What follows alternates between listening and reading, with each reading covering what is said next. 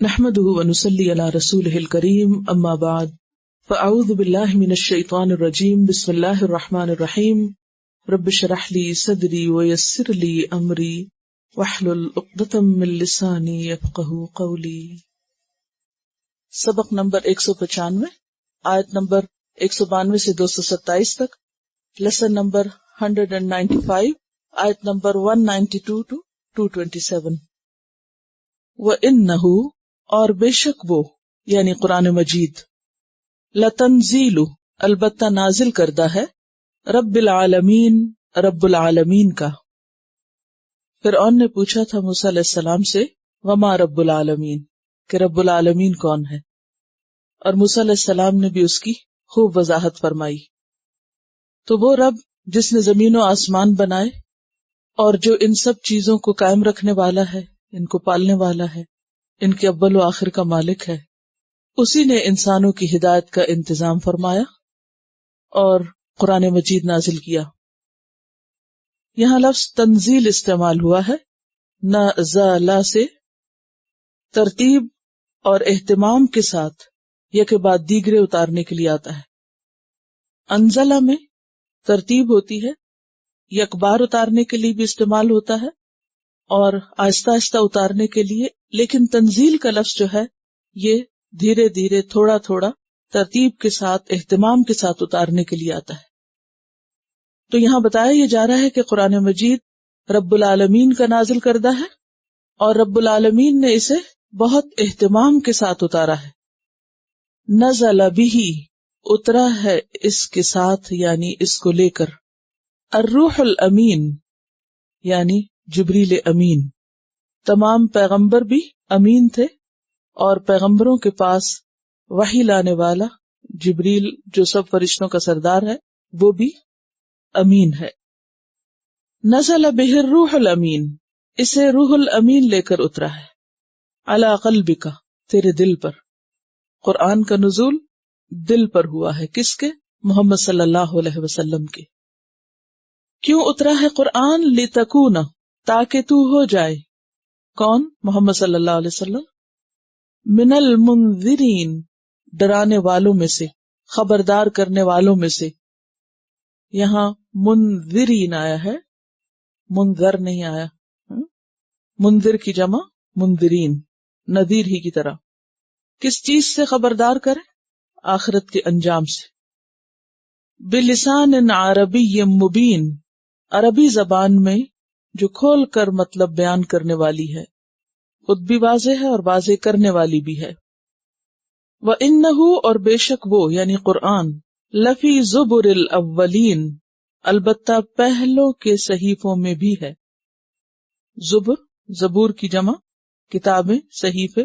اولین، اول کی جمع پہلے لوگ، اور پہلوں سے مراد یہود و نصارہ بھی ہو سکتے ہیں اور اس سے پہلے کی اقوام بھی۔ تو سورت کے اختتام پر اب یہ بتایا جا رہا ہے کہ یہ کتاب جو اب اس آخری امت پر رہتی دنیا تک کے لوگوں کے لیے اتری ہے، یہ اللہ کی طرف سے ہے۔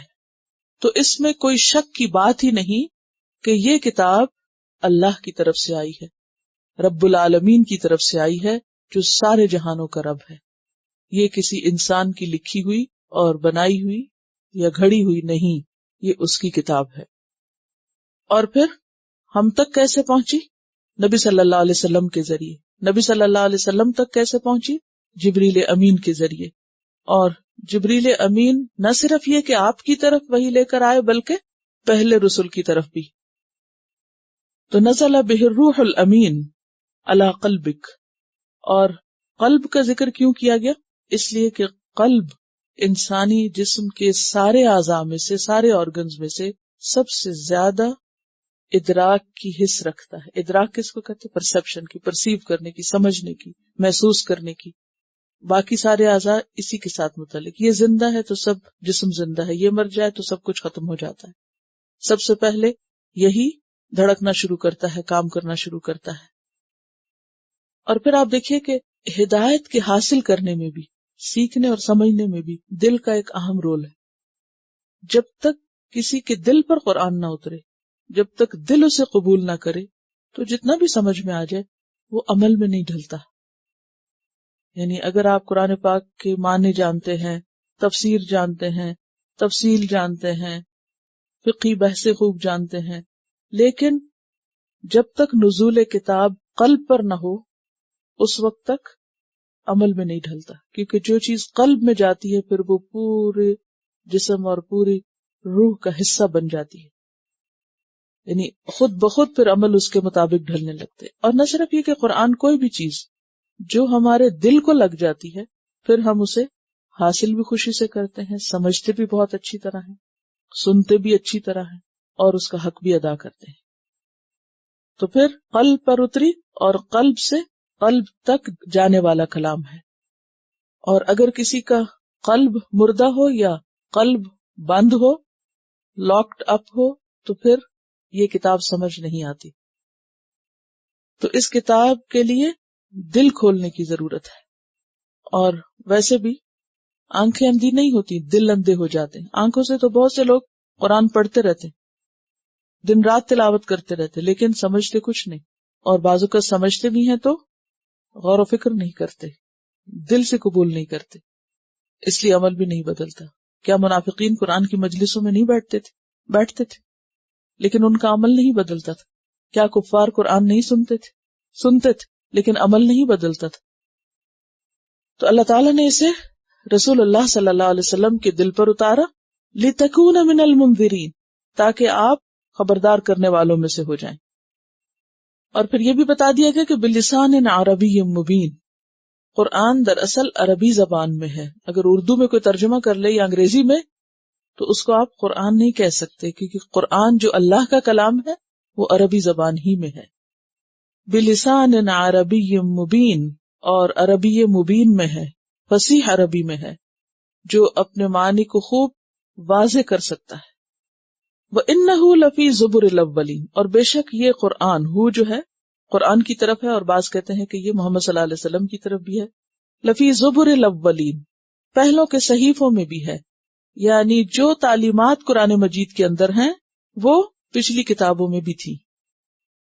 اور اگر ہم سمجھے کہ یہ کی ضمیر راجع ہے نبی صلی اللہ علیہ وسلم کی طرف، تو اس صورت میں معنی کیا ہوگا کہ آپ کا ذکر پچھلی کتابوں میں بھی تھا. اسی لیے یہود آپ کے آنے سے پہلے آپ کا انتظار کر رہے تھے اور سب اس بات کو مانتے تھے کہ ایک رسول ایسا آئے گا، لیکن جب آ گیا تو پھر حسد کے مارے اس کا انکار کر بیٹھے. اب یہ سورت مکی ہے اور مکہ والوں کو بتایا جا رہا ہے کہ دیکھو یہ کتاب کوئی معمولی کتاب نہیں ہے، اس کلام کو مت جھٹلاؤ. اسے اللہ نے بہت اہتمام کے ساتھ فرشتوں کے سردار جبریل امین کے ذریعے محمد صلی اللہ علیہ وسلم کے قلب مبارک پر اتارا ہے، اور ایک خاص مقصد کے لیے کتاب آئی ہے، عربی زبان میں ہے. پہلی کتابوں میں اس کا ذکر موجود ہے. افبہذا الحدیث انتم مدہنون وتجعلون رزقکم انکم تکذبون، کیا اس کتاب کے ساتھ تم یہ معاملہ کر رہے ہو، اس کا حق نہیں دیتے، اس کو مان کر نہیں دیتے ہو جو رب العالمین کی کتاب ہے، اور تم نے اپنا حصہ یہ لگا رکھا ہے اس میں کہ تم اس کا انکار کرتے ہو. سورۃ واقعہ میں جیسے آتا ہے. تو اس کتاب سے بے اتنائی برتنا اور اس سے منہ موڑ جانا اور اس کی قدر نہ کرنا یہ کوئی معمولی چیز نہیں. پھر مزید فرمایا اولم یکن لہم آیتن، کیا پھر نہیں ان کے لیے ایک نشانی، کن کے لیے؟ اہل مکہ کے لیے. اور نشانی سے مراد دلیل، کس چیز پر؟ قرآن کی صداقت پر. کیا دلیل؟ ان یعلمہ، کہ جانتے ہیں اس کو، کس کو؟ قرآن کو. علماء بنی اسرائیل، بنی اسرائیل کے علماء، یعنی بنی اسرائیل کے علماء اس کو جانتے ہیں. عام طور پر ان کے تمام علماء اس کے بارے میں جانتے ہیں کہ یہ کس قسم کا کلام ہے اور جو کچھ اس میں آیا ہے اس کی حقیقت کیا ہے. لیکن خاص طور پر وہ علماء جو مسلمان ہو گئے تھے، جنہوں نے ایمان قبول کر لیا تھا. اصل میں اہل مکہ کو یہ کیوں کہا جا رہا ہے کہ دیکھو قرآن کی صداقت پر یہ بات بھی دلیل ہے کہ علماء بنی اسرائیل اس کو جانتے ہیں، کیونکہ وہ اپنے مذہبی معاملات میں اہل کتاب کی طرف رجوع کرتے تھے. فرمایا کہ جن کی طرف تم رجوع کرتے ہو وہ بھی اس کو اللہ کے کلام کے طور پہ جانتے ہیں، اس کو مانتے ہیں، سمجھتے ہیں. سب تو نہیں مانتے لیکن جو مانتے ہیں وہ مانتے. اور ویسے بھی آپ دیکھیے کہ خواہ محمد صلی اللہ علیہ وسلم ہو یا یہ کلام ہو، قرآن کہتا ہے یعرفونہ کما یعرفون ابناءہم، اتنا واضح طور پہ پہچانتے ہیں جیسے کوئی اپنے بیٹوں کو پہچانے. اور یہی وجہ ہے کہ نجاشی نے جب سورۃ مریم سنی تو اس کا رد عمل کیا تھا؟ اس کی آنکھوں سے آنسو جاری ہو گئے اور کہا کہ یہ وہی روح ہے جو عیسیٰ علیہ السلام میں بولی تھی، یعنی وہی کلام ہے، اسی کی کنٹینیویشن. پھر انہیں قرآن کا جو کانٹیکسٹ ہے، یہ جو کلام ہے، یہ جو الفاظ ہیں، اس کی طرف متوجہ کیا. پیچھے فرمایا بلسان عربی مبین، اور پھر یہاں فرمایا وَلَوْ نَزَّلْنَاهُ عَلَى بَعْضِ الْأَعْجَمِينَ، اور اگر ہم نازل کرتے اس کو، کس کو؟ قرآن کو، عَلَى بَعْضِ الْأَعْجَمِينَ، بعض اجمیوں پر، یعنی جو عرب نہ ہوتے. آجمی جو ہے، ایک ہوتا ہے اجمی، اجمی ہوتا ہے غیر عرب. اجمی کا لفظ کس سے ہے؟ عجم سے، گنگا. عرب اپنے آپ کو بولنے والا اور باقی سب لوگوں کو گنگا سمجھتے ہیں کہ ان کی زبان میں ایسی فصاحت نہیں، بات پوری طرح واضح نہیں کر سکتے. اور آجمی جو ہے یہ غیر فصیح کو کہتے ہیں، خواہ وہ عرب ہو یا نان عرب ہو. عربوں میں بھی اگر کوئی شخص فصیح اللسان نہ ہو تو اس کو بھی آجمی کہا جاتا ہے. وَلَوْ نَزَّلْنَاهُ، اور اگر ہم نازل کرتے اس کو، عَلَى بَعْضِ الْأَعْجَمِينَ، اوپر بعض آجمی کے، اوپر کسی آجمی کے، یعنی غیر فصیح کے یا غیر عرب کے، فَقَرَأَهُ عَلَيْهِمْ، پھر وہ پڑھتا اس کو ان پر. کون پڑھتا؟ وہ شخص جس پر قرآن نازل کیا جاتا غیر عربوں میں سے. کن پہ پڑھتا؟ اہل مکہ پر. مَا كَانُوا بِهِ مُؤْمِنِينَ، نہ تھے وہ اس پر ایمان لانے والے، کیونکہ یہ خود کو زبان کا ماہر سمجھتے تھے. اور آپ کو معلوم ہے کہ قرآن لغت قریش میں نازل ہوا ہے، تو خاص طور پہ اہل مکہ جو تھے ان کو اپنے فصیح اللسان ہونے اور زبان دان ہونے پر بہت ناز تھا. ان کے ہاں بڑے بڑے شعراء تھے اور بہت عجیب و غریب طریقوں سے اپنے ما فی الضمیر کا اظہار کیا کرتے تھے. جیسے پچھلے اقوام کے جو واقعات آپ نے پڑھے، اس میں ہر قوم کی ایک خاص خصوصیت آپ نے دیکھی، اور اس میں خاص طور پر موسیٰ علیہ السلام کا مقابلہ جادوگروں سے ہوا. تو اسی طرح آپ صلی اللہ علیہ وسلم کے سامنے کون تھے؟ شعراء عرب. فرمایا کہ تم دیکھو تو صحیح کہ اس کتاب نے اور اس کلام نے آ کر سب کو خاموش کر دیا ہے. اگر یہ اللہ کا کلام نہ ہوتا تو اس میں یہ خصوصیت نہ ہوتی، اور اگر یہ محمد صلی اللہ علیہ وسلم پر نازل نہ ہوتا، کسی اور پہ نازل ہوتا، کیونکہ آپ صلی اللہ علیہ وسلم کون تھے؟ اپنے بارے میں کیا فرماتے؟ انا افصح العرب، کہ میں عربوں میں سب سے زیادہ فصیح ہوں. تو اگر آپ کے سوا کسی اور پہ اترتا جو ویسا فصیح نہ ہوتا تو پھر بھی تو یہ نہ مانتے، پھر بھی تم قبول نہ کرتے. تو بہرحال پہلی بات یہاں سے یہ پتہ چل رہی ہے کہ اس کتاب کو علماء بنی اسرائیل جانتے ہیں. کذالک، اسی طرح، سلکناہ، ہم نے داخل کیا اس کو. سلک یسلک، داخل کرنے کے لیے آتا ہے. فی قلوب المجرمین، مجرمین کے دلوں میں. اب اس کا اشارہ سلکناہ میں ہو کی ضمیر کس طرف جاتی ہے؟ یا تو قرآن کی طرف یا پھر تکذیب اور تکفیر کی طرف. اگر ہم اس کو اس معنی میں لیں کہ اسی طرح ہم نے اس کو داخل کیا ہے مجرموں کے دلوں میں. مجرموں سے مراد کون ہے یہاں؟ اہل مکہ. اور اہل مکہ میں سے سب نہیں، بلکہ جو اس کو ماننے والے نہیں تھے. اب جو مانتے نہیں تھے تو ایسا نہیں تھا کہ انہیں پتا نہیں تھا کہ یہ اللہ کا کلام ہے. وہ اسے پڑھتے تھے، اسے سنتے تھے، لیکن قبول کرنے سے انکاری تھے. یہ قبول کرنا کس وجہ سے تھا؟ دشمنی کی وجہ سے تھا، عناد کی وجہ سے تھا. اب ان کے دلوں کا حال بتایا جا رہا ہے کہ قرآن ان کے دلوں میں داخل تو ہو گیا ہے، لیکن ان کے گلے کی پھانس بن گیا ہے. نہ تو انکار کر پا رہے ہیں اور نہ ہی قبول کر پا رہے ہیں. اور وہ ایک ایسے شک میں ہے اور ایک ایسی کیفیت میں ہے کہ جس کی وجہ سے وہ بے چین ہیں. جیسے دوسری جگہ بھی آتا ہے نا کہ وہ بے چین کر دینے والے شک میں مبتلا ہیں اس کی طرف سے. اور دوسرا معنی کیا کیا گیا ہے کہ ہم نے اس کو، یعنی اس تکذیب اور تکفیر کو ان مجرموں کے دلوں میں داخل کر دیا ہے. اب چونکہ یہ جھٹلانے پہ تلے ہوئے ہیں لہٰذا یہ مان کے نہیں دیں گے. اور یہ بھی کس شخص کا حال ہوتا ہے؟ پیچھے بھی آپ پڑھ چکے نا کہ کما لم یؤمنوا بہ اول مرۃ، چونکہ پہلی بار نہیں مانے تو اب کیا ہے، ضد کا شکار ہو گئے. اب آپ دیکھیے کسی بھی ایسے شخص کی کیفیت، ذرا سوچئے کہ اس کا دل ایک بات کی گواہی دے رہا ہو، یعنی کسی بھی بات یا کسی بھی واقعے یا کسی بھی حقیقت کے بارے میں اگر کسی کا دل گواہی دے رہا ہو کہ یہ بات بالکل درست ہے، سچ ہے اور حق ہے، اور زبان اس کا انکار کر رہی ہو، تو اس کے اندر کی کیفیت کیا ہوگی؟ بے چینی کی کیفیت ہوتی ہے نا. انسان چین تو نہیں پا سکتا. مثلا اگر آپ نے کسی کو ناروا کوئی بات کہہ دی، کسی سچے انسان کو جھوٹا کہہ دیا، یا کسی پہ کوئی الزام تراشی کر دی، یا کوئی غلط بات کسی کے بارے میں کہہ دی، اب اس غلطی کو ماننا انا کا مسئلہ ہے کہ ہم مانیں گے نہیں، حالانکہ دل کیا کہتا ہے، غلط کیا تم نے، ضمیر کے چوکے لگا رہا ہے، لیکن حق کا اعتراف نہیں کیا جا رہا. تو ایسے میں کیفیت کیا ہوتی؟ ایک بے چینی کی، اور ایک اندر کی ندامت، اور ایک جو احساس جرم ہے وہ انسان کو پریشان کرتا ہے. تو کذالک سلکناہ فی قلوب المجرمین، اسی طرح ہم نے داخل کر دیا ہے اس کو مجرمین کے دلوں میں. کس طرح داخل کر دیا ہے؟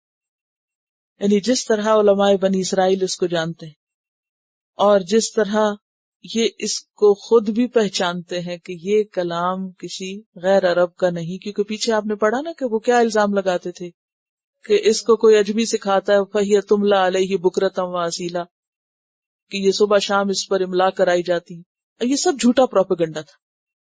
تو ایک شخص جو جھوٹے پروپیگنڈے پہ تلا ہوا ہو، حق اس کے سامنے واضح ہو، اور وہ اس کو مان کر نہ دیتا ہو، تو کہا تم نہیں مانتے نہ مانو.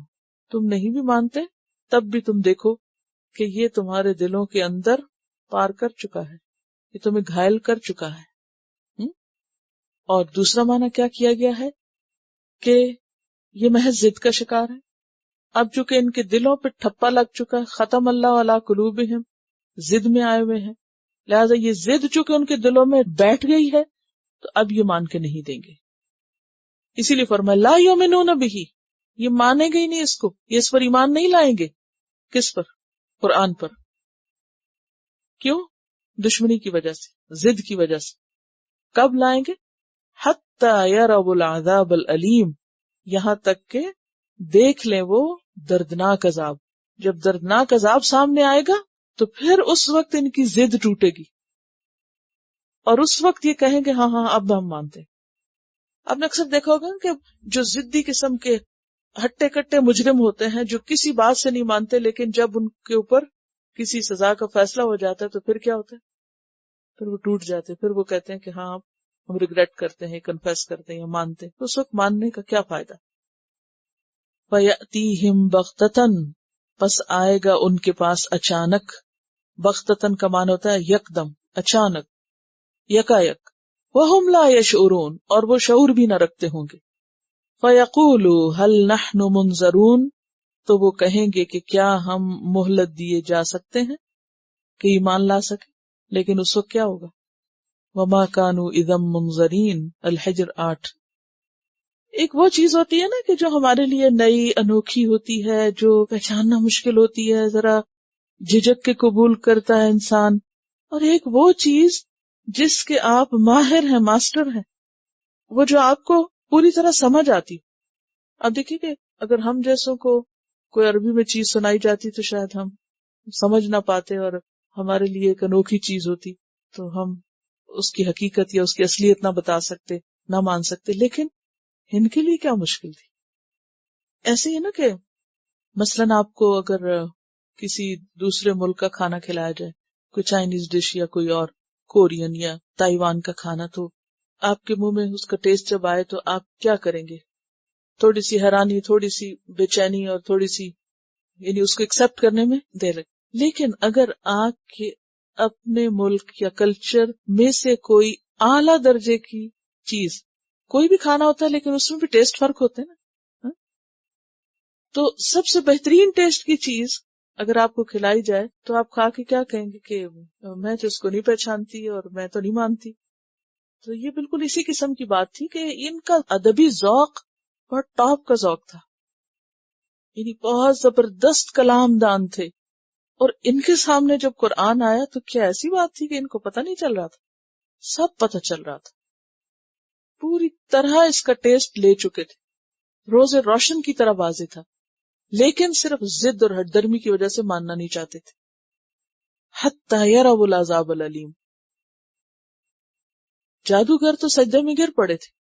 سمود کی اونٹنی جب باہر پتھر سے نکل کے آئی اور سارا پانی پی جاتی تھی تو کیا وہ پہچانتے نہیں تھے کہ یہ اللہ ہی کی طرف سے معجزہ ہے جو ان کی آنکھوں کے سامنے نکلا ہے، اور پھر نہیں مانتے تھے؟ تو اسی طرح ان کی آنکھوں کے سامنے یہ سب اتر رہا تھا. نبی صلی اللہ علیہ وسلم 40 سال تک ان کے بیچ میں رہے، ایسا کبھی کوئی کلام، کوئی جملہ بھی نہیں بولا. تو اس اعلیٰ درجے کے کلام کو جاننے پہچاننے کے بعد پھر کہتے ہو کہ یہ کسی اور کی طرف سے آ رہا ہے. جیسے انسان کی بے حسی ہوتی ہے گناہوں کی وجہ سے، کیونکہ جب انسان نیکی کرتا ہے تو نیکی کے دروازے کھلتے ہیں، اور جب انسان پہلی بار جھٹلا دیتا ہے تو پھر آگے سے وہ مہر لگ جاتی ہے جو لاک اپ ہو جاتا ہے، پھر انسان کے لیے اس کو کھولنا مشکل ہوتا ہے. ان میں سے بھی جو لوگ ماننے والے تھے وہ مانتے چلے گئے، لیکن صرف ضد کی وجہ سے انکار تھا. پیچھے بھی آپ دیکھیے، پچھلے جتنے بھی ہم نے واقعات پڑھے، ہر واقعے کے بعد آپ نے غور کیا کہ انکار کی وجہ ہر جگہ ایک ہی تھی، اور وہ تکبر تھا، خود کو بڑا سمجھنا.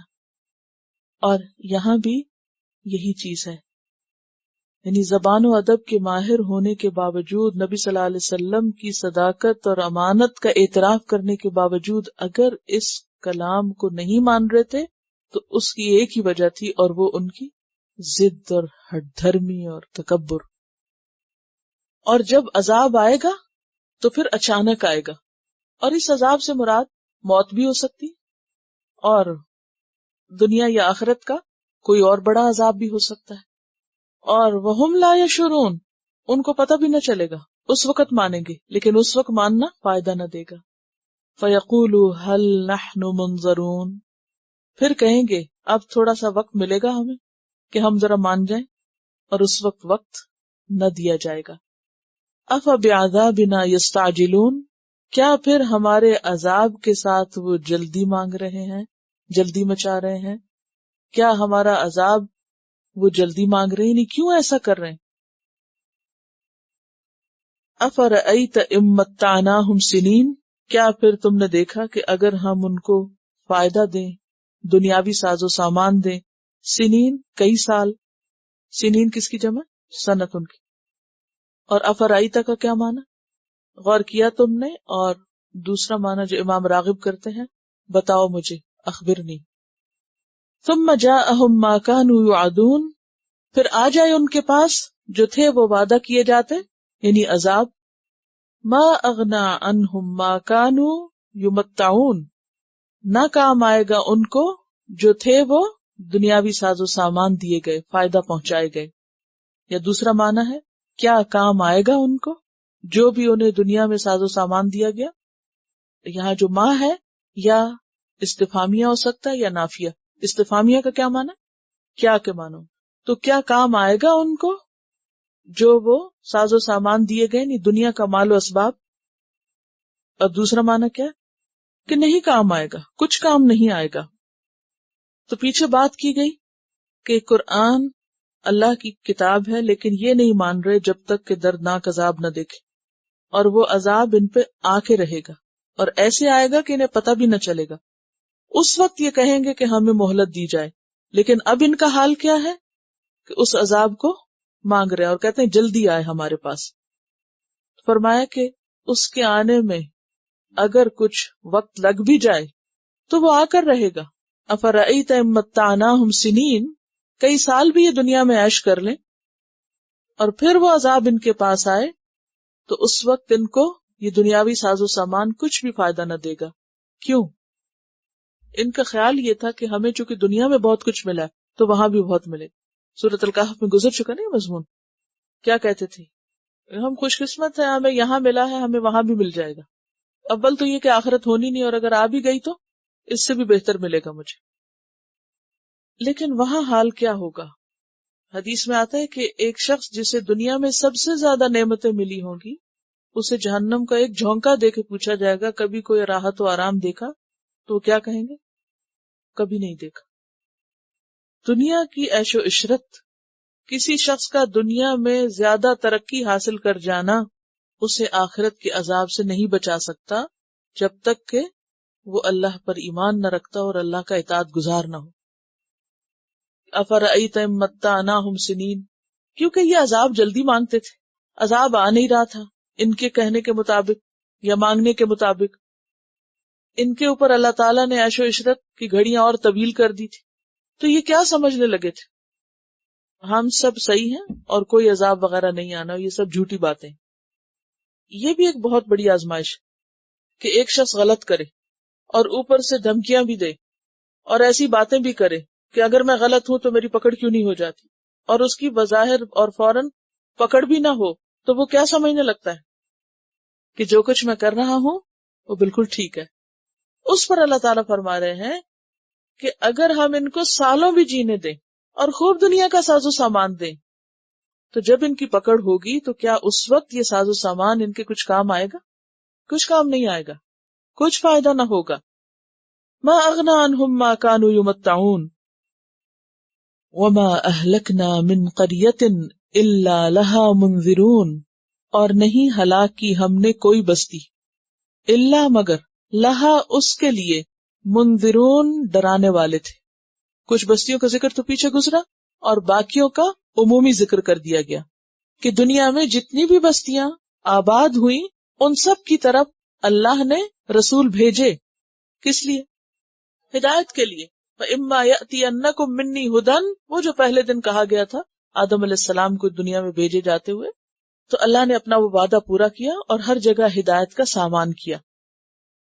اصل میں یہ بات اس لیے بھی کی گئی ہے کہ ہم عموماً جو واقعات پڑھتے ہیں وہ عرب کے علاقے کے قریب قریب کے جو مقامات ہیں ان کے، تو بات یہ ہے کہ دنیا میں ہر جگہ اللہ نے پیغمبر بھیجے، اور اگر آپ ویداس کو دیکھیں تو ان میں بہت سی ایسی تعلیمات ملتی ہیں جو قرآن پاک کے بہت مماثل ہیں. پھر اسی طرح خاص طور پر عرب کے علاقے میں بھی کئی ایک پیغمبر آئے، مثلا ہود علیہ السلام جو احقاف کے علاقے میں آئے تھے. 5 نبی جو ہیں وہ عرب کے علاقے میں خاص طور پر مشہور ہیں، حضرت ہود علیہ السلام، حضرت صالح علیہ السلام، حضرت شعیب علیہ السلام، حضرت اسماعیل علیہ السلام اور محمد صلی اللہ علیہ وسلم.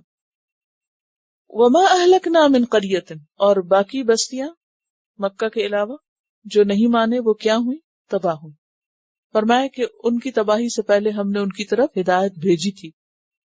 اور ان جنرل بھی تھا، ساری دنیا میں اللہ تعالیٰ نے ہدایت کا سامان کیا. سورۃ بنی اسرائیل آیت 15 میں آتا ہے ما کننا معذبین حتی نبعث رسولا وما اہلکنا من قریۃ الا لہا منذرون. ذکرہ کا کیا معنی ہوتا ہے؟ تذکرہ، نصیحت کے لیے. کون آئے تھے نصیحت کے لیے؟ منذرون. وما کننا ظالمین، اور نہ تھے ہم ظالم نہ تھے. کیا مطلب ہے اس کا؟ کہ بغیر خبردار کیے لوگوں کو پکڑ لیں. ہم نے پہلے لوگوں کو نصیحت کی اور اس کے بعد جب وہ نصیحت نہیں مانے تو پھر ہم نے ان کو پکڑ لیا.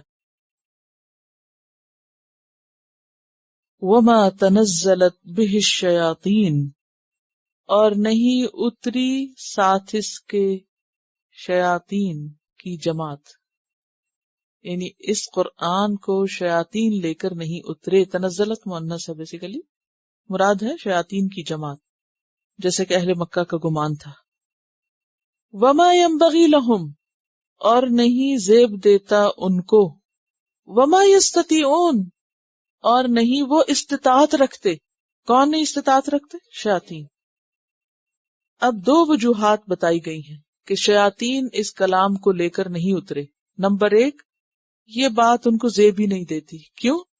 کہاں شیاطین، کہاں ان کے مقاصد، اور کہاں یہ کلام اور اس کلام کی خوبی، فصاحت اور اس کے اندر پائی جانے والی نصیحت، اس کے معنی. کلام کیا چیز ہوتی ہے؟ ہر انسان کا یا کسی کا بھی کلام اس کی شخصیت کا عکاس ہوتا ہے. جو کچھ وہ ہوتا ہے اسی کا عکس ہوتا ہے. مثلا کہیں سے اگر آپ بھاپ نکلتے دیکھیں تو آپ کچھ پہچان جائیں گے کیا؟ کہ یہاں کچھ ابل رہا ہے. اور اس کو بھی آپ کس طرح پہچانتے ہیں کہ یہ دودھ ابل رہا ہے یا پھر پانی ابل رہا ہے یا کچھ اور ابل رہا ہے؟ کس سے پتا چلتا ہے؟ کیا ہر چیز کی بھاپ الگ الگ نہیں ہوتی ہے نا؟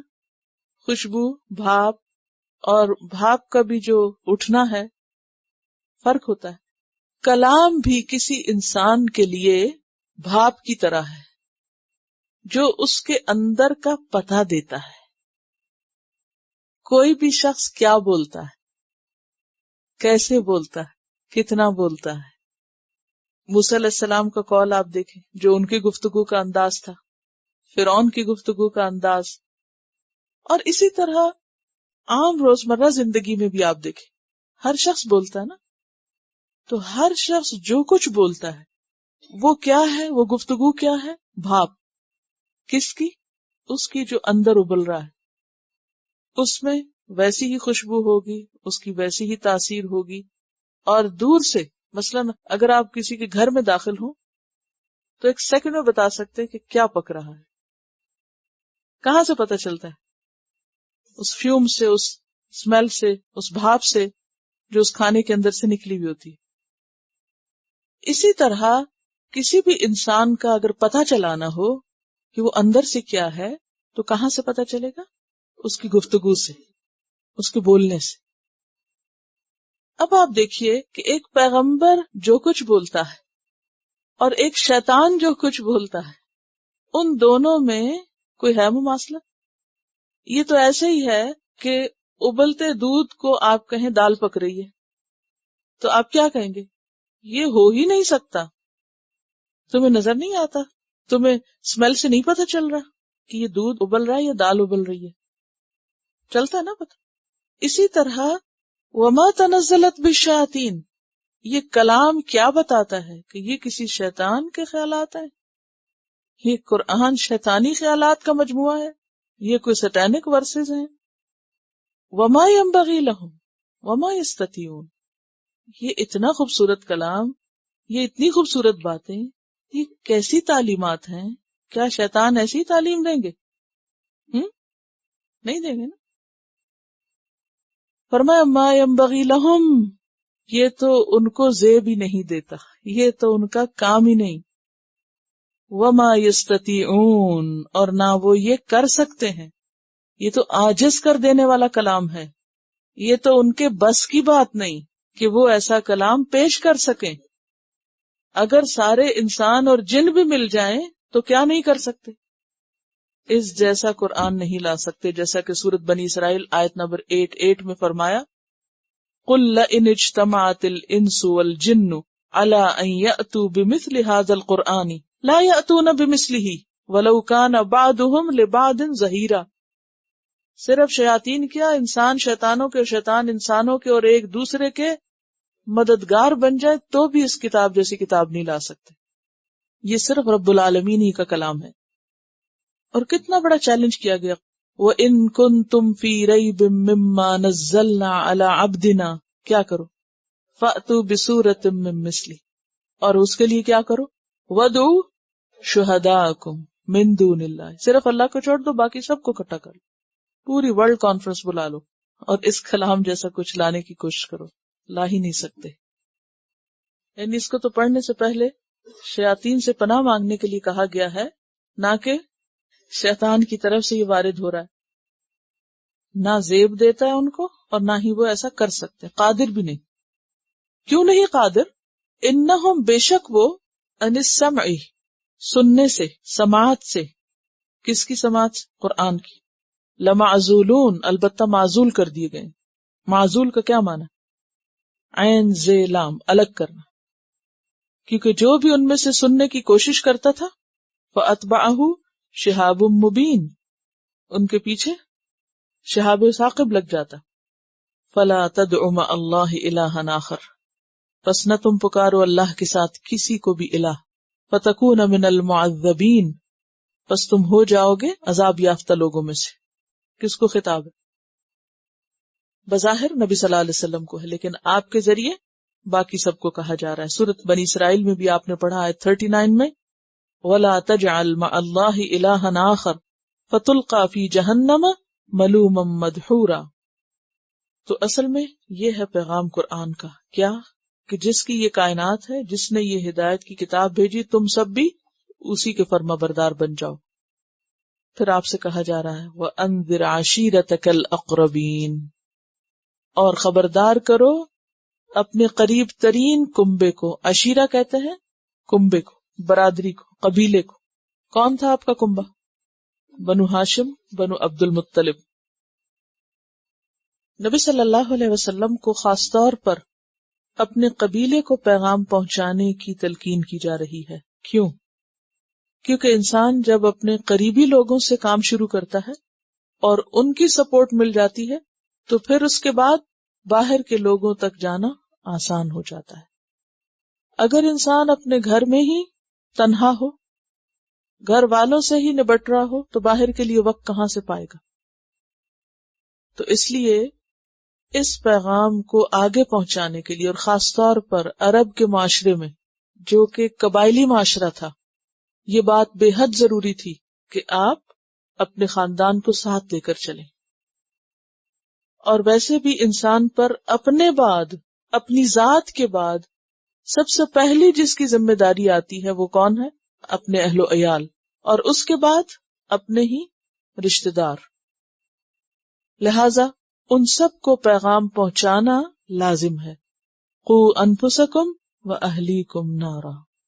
تو یہاں آپ صلی اللہ علیہ وسلم کو کیا حکم دیا جا رہا ہے کہ آپ اپنے قریبی رشتہ داروں کو ڈرائیں۔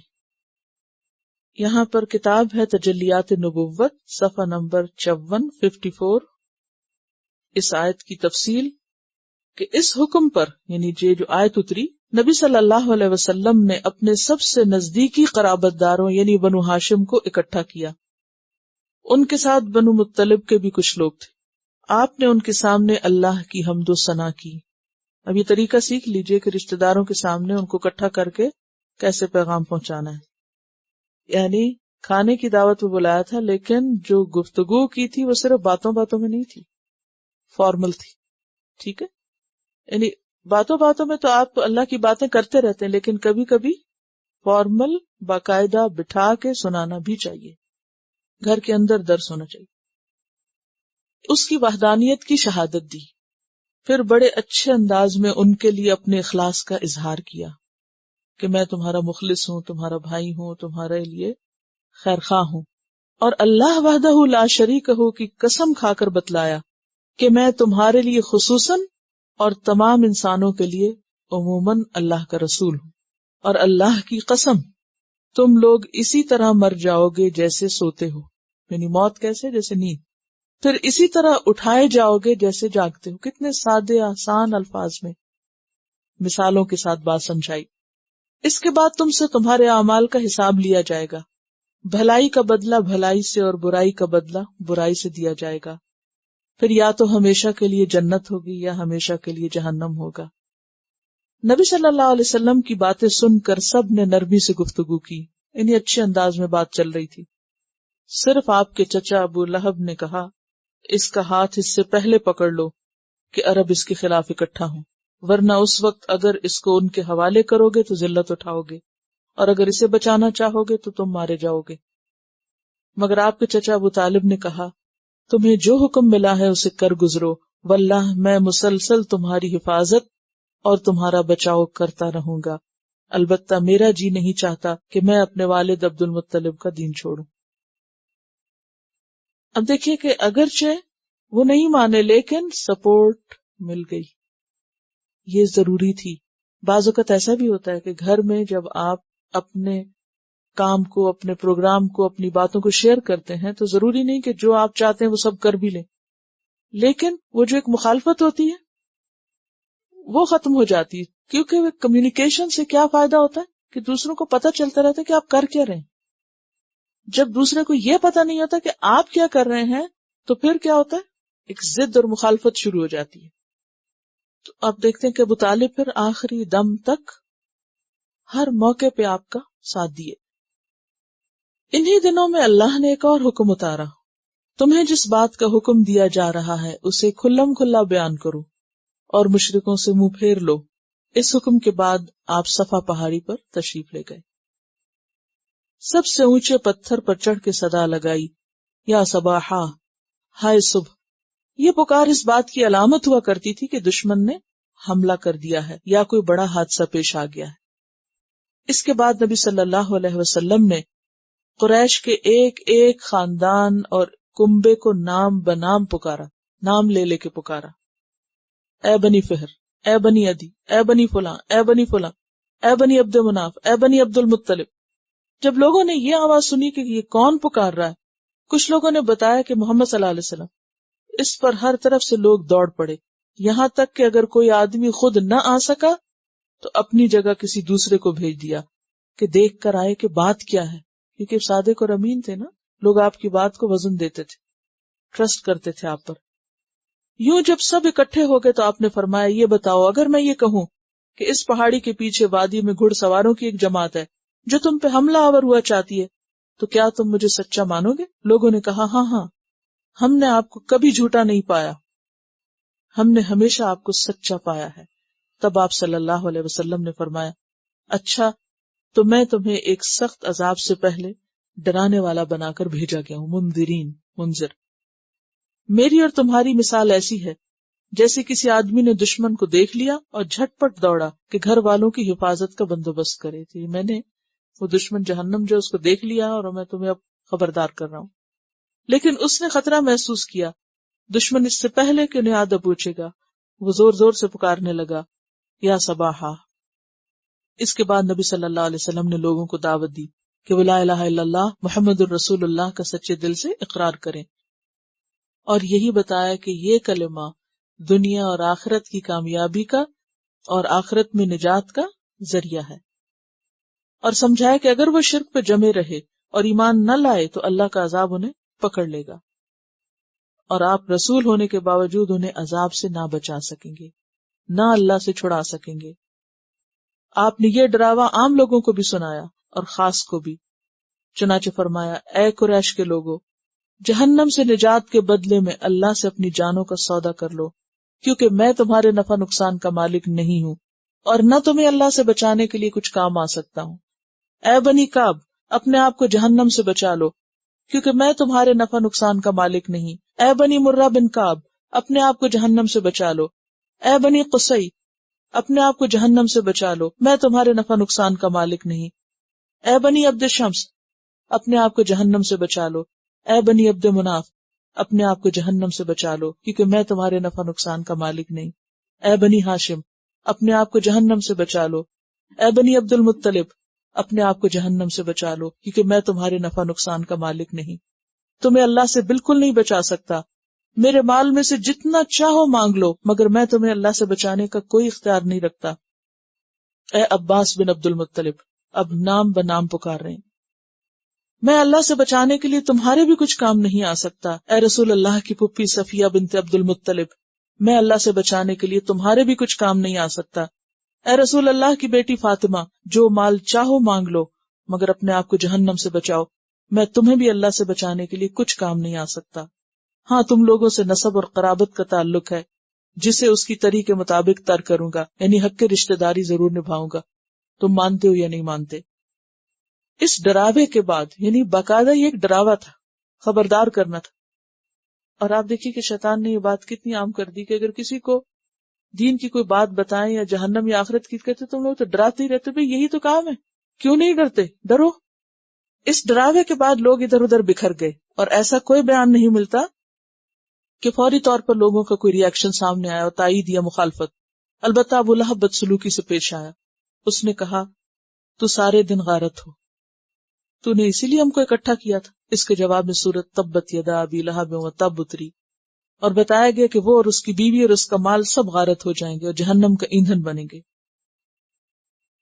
عام لوگوں کا جہاں تک تعلق ہے تو وہ یہ سن کر حیرت اور تعجب میں ڈوب گئے، فوری طور پہ کوئی فیصلہ نہ کر سکے کہ انہیں کیا کرنا چاہیے۔ لیکن جب گھروں کو واپس ہوئے، حیرت و تعجب ختم ہوئی، مطمئن ہوئے، تو متکبرانہ خیالات نے راہ بنائی۔ انہوں نے اس تبلیغ اور ڈراوے کو حقارت اور مذاق کی نظر سے دیکھا، چنانچہ نبی صلی اللہ علیہ وسلم جب ان کے بڑوں کے پاس سے گزرتے تو وہ ایسی باتیں کرتے، یہی ہے جسے اللہ نے رسول بنا دیا۔ ابو کبشہ کا یہ لڑکا آسمان سے مخاطب کیا جاتا ہے. ابو کبشہ نبی صلی اللہ علیہ وسلم کے ننیالی نسب میں پڑتا ہے. اس نے قریش کا دین چھوڑ کر نصرانیت اختیار کی تھی. تو جب وہ الگ ہوئے دین چھوڑ کر تو ان کو تانے دیے جاتے اور کہا یہ اچھا یہ اسی کی اولاد ہے نا, تو اس نے بھی یہی کیا ہے. بہرحال نبی صلی اللہ علیہ وسلم اپنی تبلیغ میں لگے رہے, مجمعوں میں محفلوں میں اس کا اظہار شروع کر دیا.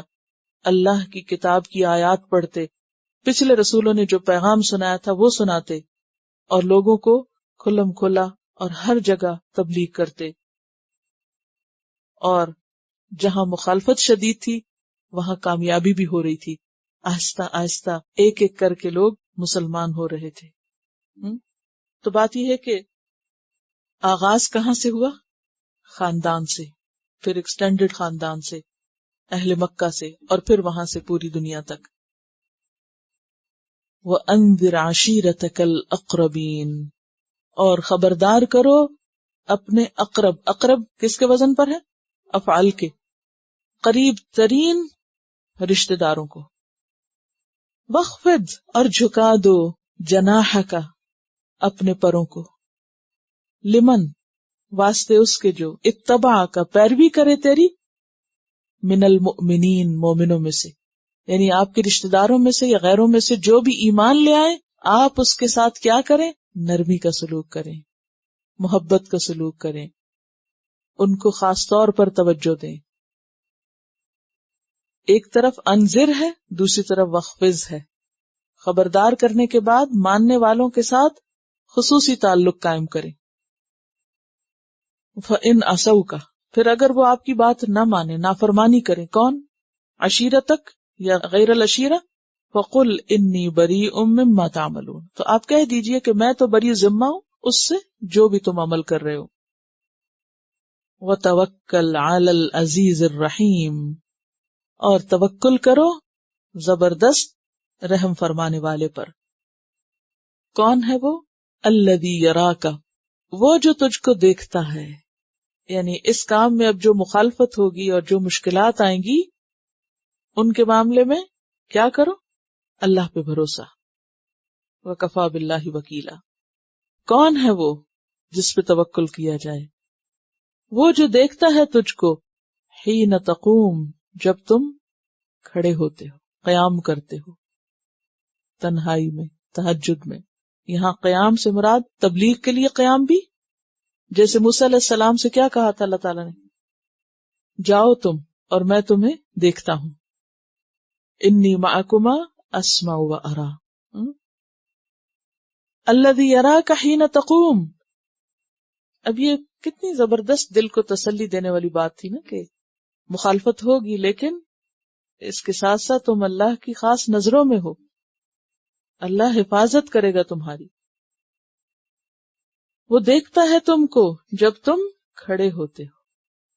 وَتَقَلُّبَكَ فِي السَّاجِدِينَ, اور تمہارا آنا جانا سجدہ گزاروں میں.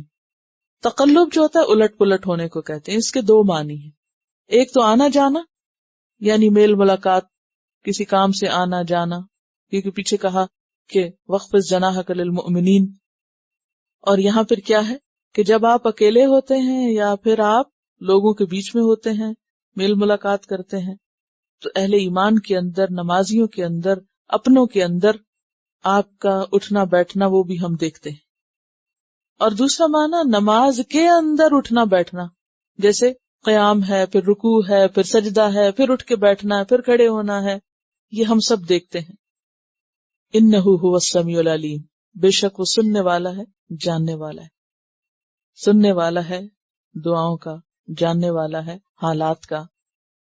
تو بات یہ ہے کہ اللہ کے راستے میں پیغام پہنچانے کے لیے ایک داعی کے لیے جو اہم ترین چیز ہوتی ہے وہ اللہ کے ساتھ مضبوط تعلق, اور اللہ کے حی قیوم ہونے کا, اور اس کی نگاہوں کا یقین ہونا کہ وہ تو دیکھتا ہے, وہ تو جانتا ہے, اس کو تو سب پتا ہے.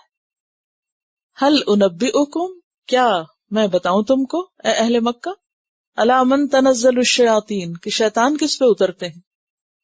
تم کہتے ہو کہ محمد صلی اللہ علیہ وسلم پہ شیطان اترتے ہیں, آؤ میں تمہیں بتاؤں کہ شیطان کس پہ اترتے ہیں.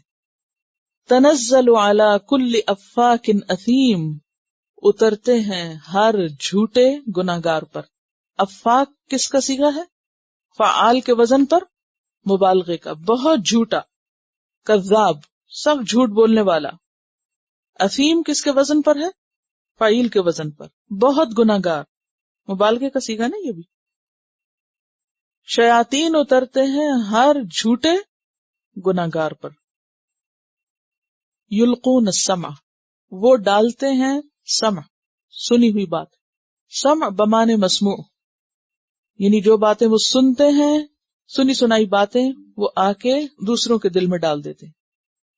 وَأَكْثَرُهُمْ كَاذِبُونَ، اور اکثر ان کے جھوٹے ہوتے ہیں. شیاطین پیغمبر پر نہیں اترتے، شیاطین کس پر اترتے ہیں؟ کاہنوں پہ اترتے ہیں، جھوٹوں پہ اترتے ہیں، گناہگاروں پہ اترتے ہیں. ویسے بھی آپ نے سنا ہوگا نا کہ جو لوگ جادو وغیرہ کرتے ہیں تو وہ جنات سے مدد لیتے ہیں اور انتہائی گندے رہتے ہیں تاکہ شیاطین اور جن جو ہیں وہ ان کے مسخر ہو سکے، تابع ہو سکے، ان کی بات مانیں، ان کی مدد کریں. حضرت عائشہ کا بیان ہے کہ کچھ لوگوں نے رسول اللہ صلی اللہ علیہ وسلم سے کاہنوں کے بارے میں دریافت کیا. کاہن کون ہوتے؟ قسمت کا حال بتانے والے اور نجومی قسم کے لوگ. حضور صلی اللہ علیہ وسلم نے فرمایا کہ وہ کاہن ہیچ ہیں. عرض کیا گیا یا رسول اللہ، بسا اوقات وہ ایسی باتیں کہتے ہیں جو صحیح ثابت ہوتی ہیں، یعنی آپ نے ان کو جھوٹا بتایا کہ کاہن کون ہے؟ جھوٹے ہیں. تو لوگوں نے کہا کہ نہیں، کبھی کبھی وہ ایسی باتیں کرتے ہیں کہ جو سچ بھی ہو جاتی ہیں. کئی لوگ کہتے ہیں نا کہ فلاں نے ایسی بات کی اور وہ کیا ہوئی؟ سچ ہو گئی. اور ایک بات اگر سچ ہو جائے تو پھر لوگوں کا عقیدہ برباد ہو جاتا ہے. فرمایا کوئی ایک صحیح بات کوئی جن فرشتوں کی گفتگو سے جھپٹ کر لے بھاگتا ہے اور لا کر اپنے دوست کے کان میں مرغی کے کٹکٹانے کی طرح کٹ کٹ کر دیتا ہے. کاہن اس ایک صحیح بات میں 100 سے بھی زیادہ جھوٹ ملا کر بیان کرتے ہیں. یہ متفق علیہ روایت ہے. نبی صلی اللہ علیہ وسلم کے آنے سے پہلے کیا ہوتا تھا؟ شیاطین کہاں جاتے تھے؟ آسمانوں پہ جاتے تھے. وہاں کیا کرتے تھے؟ جگہ بنائی تھی جہاں سے فرشتوں کی باتیں سن سکتے تھے، کیونکہ کائنات کے انتظام پر فرشتے مقرر ہیں. فرشتے جب آپس میں گفتگو کرتے یا ان کو حکم مل رہا ہوتا تھا تو وہ کہیں نہ کہیں سے کوئی بات، مثلاً یہ اگر حکم مل رہا تو جاؤ فلاں کی جان نکال لاؤ، اب وہ کسی کے کان میں تھوڑی سی پڑ گئی. اب وہ کیا کرتے؟ فوراً آ کے کاہنوں کو بتاتے کہ فلاں شخص اب مر جائے گا. اب کاہن آگے بتا دیتے. اب کیا ہوتا؟ لوگ کہتے دیکھا نا، ان کو تو پتا ہے، یہ جانتے غیب کی خبر ہے، بالکل سچی بات بتاتے ہیں. اس کی کیا وجہ ہوتی؟ یہ آپ صلی اللہ علیہ وسلم نے اس کا طریقہ خود بتا دیا. یہ متفق علیہ روایت ہے بخاری اور مسلم کی. کیا کہ جب آپ سے پوچھا گیا کہ یہ کاہنوں کی جو بعض باتیں سچی ہوتی ہیں تو یہ کیسے ہوتی ہیں، تو آپ نے کیا فرمایا کہ کیسے ہوتی ہیں؟ کہ یہ شیاطین اوپر جاتے ہیں عالم بالا پر، جیسے سورۃ جن میں آتا ہے کہ وہ وہاں جا کے پہلے خبریں سنتے تھے اور وہ کہتے تھے کہ پہلے کچھ نہ کچھ سن لاتے تھے اور اب بالکل نہیں جا سکتے، وہاں سخت پہرا ہے. تو جب وہ سن سکتے تھے تو کیا کرتے؟ کوئی ایک بات اچک لیتے اور کاہن کو آ کے بتاتے. اور کاہن کون ہوتے تھے؟ جو جنات کو مسخر کیے ہوئے ہوتے تھے. جیسے سلیمان علیہ السلام کے لیے جن مسخر تھے، ایسے کچھ اور لوگ بھی اس قسم کے حربے کر کے جنوں کو مسخر کر لیتے اور پھر ان کو بھیجتے اس طرح کی خبریں لینے کے لیے. اچھا، بعض اوقات ایسا بھی ہوتا ہے نا، اب بھی بہت لوگ ایسے کام کر کے اپنے ایمان برباد کرتے ہیں کہ کوئی چوری ہو جائے یا کوئی اور اس طرح کا مسئلہ ہو جائے تو وہ کسی کے پاس جاتے ہیں، کسی سیانے کے پاس، کہتے ہیں کہ وہ بتاتے ہیں کہ کون چور ہے یا وغیرہ وغیرہ. اچھا، وہ ان کے پاس جاتے ہیں اور وہ انہیں کہتے ہیں کہ اپنے قابو میں کرنے کے لیے پہلے ان کو کوئی ایسی ان کے ماضی کی یا کوئی ایسی باتیں ان کو بتائیں گے کہ جس سے وہ ان کا اعتماد بیٹھ جائے.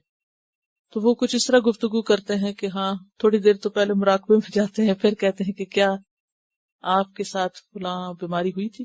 کہتے ہاں ہوئی تھی. یہ تو کسی کو نہیں پتا، یہ تو مجھے ہی پتا ہے. ان کو کیسے پتا چل گئی؟ اب وہ یقین آ جاتا ہے کہ ان کو غیب کا علم ہے. اچھا، وہ فلاں معاملہ ہوا تھا؟ ہاں ہوا تھا. دیکھا، یہ بالکل سچ ہے، میں کہا تھا نا کہ ان کو سب پتا ہے. اب یہ کیسے پتا چلا ان کو؟ ہوتا یہ ہے کہ ہر شخص کے ساتھ جو جن ہے یا ہر شخص کے ساتھ جو شیطان ہے تو وہ جو اس کاہن کے جنات ہوتے ہیں وہ اس انسان کے جن سے فوراً پوچھ لیتے ہیں کہ بتاؤ اس کے ماضی میں کیا کیا ہو چکا ہے. تو وہ بتا دیتے ہیں کہ یہ فلاں سال میں بیمار ہوا تھا، فلاں سال میں یہ مسئلہ ہوا تھا. وہ فوراً ادھر پہنچاتے ہیں اور وہ تنزل الشیاطین علی کل افاک نسیم، وہ فوراً کمیونیکیشن بحال ہو جاتی ہے. وہ اس کو بتاتے ہیں اور وہ آگے سے خبریں بتا دیتا اور وہ دوسرے کا ایمان برباد کر دیتا. اور پھر وہ آگے کی جھوٹی سچی باتیں لگا کے بتا دیتے کہ اب آئندہ یہ اور یہ ہوگا اور فلاں فلاں تمہارا دشمن ہے اور فلاں تمہارا دوست ہے، اور خوب گھروں میں فساد اور لڑائیاں ڈلواتے. تو یہ چیزیں بہرحال، کیونکہ شیطانوں کو ایک آزادی بھی ہے، انسانوں کے علاوہ کس کو آزادی؟ شیاطین کو. کیا کرنے کی؟ اسی قسم کے فساد کرنے کی، اور بھی اس کے علاوہ بھی. تو بہرحال یہ سب کچھ اپنی جگہ موجود ہے، لیکن اس کا یہ مطلب نہیں کہ ان کو اتنی بھی کھلی چھوٹ ہے کہ وہ ہم سب کے ساتھ جو چاہیں کر گزرے. نہیں. ان عبادی لیس لک علیہم سلطان. اور اللہ کے بندے کون ہوتے ہیں؟ جو اللہ کو یاد کرتے. جب انسان اللہ کو یاد کرتا ہے تو شیطان بھاگ جاتا ہے، اس کو جرت نہیں ہوتی کہ وہ کوئی خبریں دے سکے. جب انسان گھر سے نکلتا ہے اور دعا پڑھ کے نکلتا ہے، بسم اللہ توکلت علی اللہ، فرشتہ کہتا ہے ہدیت وکفیت ووقیت، تم ہدایت پا گئے، تم بچا لیے گئے اور تم محفوظ ہو گئے اور کافی ہو گیا تمہارے لیے اللہ. اسی طرح جب انسان گھر میں داخل ہوتا ہے بسم اللہ پڑھ کے گھر والوں کو سلام کرتا ہے تو پھر کیا ہوتا ہے؟ شیطان باہر ہی رہ جاتے ہیں، ورنہ شیطان ساتھ داخل ہوتا ہے اور وہ کہتا ہے واہ، کھانے کی بھی جگہ مل گئی، سونے کی بھی مل گئی. تو بات یہ ہے کہ جہاں شیاطین ہیں وہاں حفاظت کے طریقے بھی بتائے گئے. اور یہاں قرآن صاف بتا رہا ہے ہل انبئکم، کیا میں بتاؤں تم کو، الا من تنزل الشیاطین، کہ یہ شیطان کس پہ اترتے ہیں. یعنی اترتے تو ہیں لیکن کس پہ اترتے؟ پیغمبر پہ نہیں. پیغمبر کے لیے تو ممکن ہی نہیں. تنزل علی کل افاک اثیم، اترتے ہیں ہر سخت جھوٹے گناہگار پر. بخاری کی ایک اور روایت ہے، حضرت عائشہ نے فرمایا میں نے خود رسول اللہ صلی اللہ علیہ وسلم کو فرماتے سنا کہ فرشتے ابر میں اترتے ہیں، یعنی بادلوں میں، اور ان میں باہم اس امر کا تذکرہ ہوتا ہے جس کا فیصلہ آسمان پہ ہو چکا ہے. یعنی وہ آپس میں بات چیت کر رہے ہوتے ہیں. اور بادلوں میں فرشتوں کی آواز تو وہ ایک حدیث سے بھی پتہ چلتا ہے نا کہ وہ فرشتہ کہہ رہا تھا کہ ادھر کو چلو، ادھر برسو، وہ بھی صحیح حدیث ہے. تو وہ آواز سنی تھی نیچے کسی شخص نے کہ یہ بادل کدھر کو جا رہا ہے اور کہاں برسنے کو کہہ رہا ہے. بہرحال وہ ایک پتریلی زمین پہ برسا اور وہاں سے آگے ایک شخص کے باغ کو جا کے سیراب کیا. خیر، تو اب ہوتا یہ ہے کہ فرشتے جب بادلوں میں آپس میں بات کرتے ہیں، کون سی شیئر کرتے ہیں؟ جو انہوں نے آسمان پہ فیصلے سنے ہوتے ہیں. تو شیاطین اس بات کو چوری سے سن لیتے ہیں. سمجھ جو ہے یہ سنی ہوئی بات ہے، یہ کون سی؟ وہ چوری سے سنی ہوئی بات، اور کاہنوں کے دلوں میں لا کے ڈال دیتے ہیں. کاہن اس کے ساتھ 100 جھوٹ اپنی طرف سے شامل کر دیتے ہیں. یہ بھی بخاری کی روایت ہے. اسی طرح ایک اور حدیث سے مزید وضاحت پتہ چلتی ہے. نبی صلی اللہ علیہ وسلم نے فرمایا اللہ تعالیٰ جب کسی امر کا فیصلہ آسمان پہ کر دیتا ہے تو فرشتے عاجزی اور اطاعت کے اظہار کے لیے اپنے بازو پھڑپڑاتے ہیں، جیسے کسی چٹان پر زنجیر مارنے سے آواز پیدا ہوتی ہے. جب گھبراہٹ دور ہو جاتی ہے تو پوچھتے ہیں تمہارے رب نے کیا فرمایا؟ دوسرے جواب میں کہتے ہیں جو کچھ فرمایا وہ حق ہے، وہی بزرگ برتر عالی قدر ہے. اس بات کو کچھ چوری سے سننے والے شیاطین سن لیتے ہیں، وہ نیچے والے چوری سے سننے والے سے کہہ دیتے ہیں. اسی طرح ایک کے بعد ایک ترتیب وار سن لیتا ہے.